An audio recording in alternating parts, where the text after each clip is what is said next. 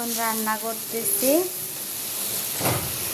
বটবটি আলু দিয়ে আর চিংড়ি মাছ।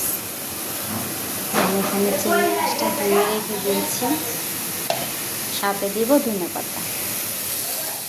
মশলাটা আমি ভালো করে কষিয়ে নিব।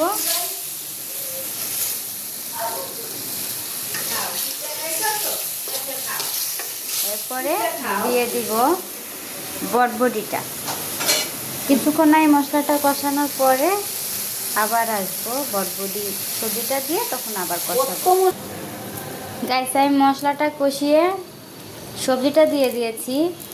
আমার ফোনটা কে ধরবে বলেন? আমি একা একাই ভিডিও করি, একটু করে রেখে দেই।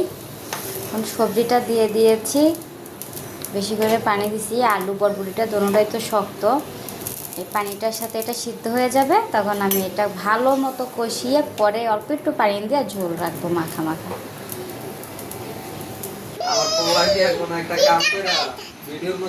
কি খাচ্ছ? বলো,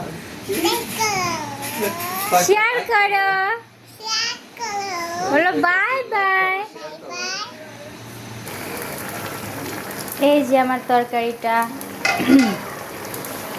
তরকারিটা এখনো কষাইতেছি, কারণ এটা তো সিদ্ধ হইতে সময় লাগে, এর জন্য। আর আমি ভিডিওর ফাঁকে ফাঁকে আমার ছেলেটা পিঠা খাচ্ছিল, সেই পিঠাটা রিভিউ দিল। তুমি কী খাচ্ছ? বলে আমি পিঠা খাচ্ছি।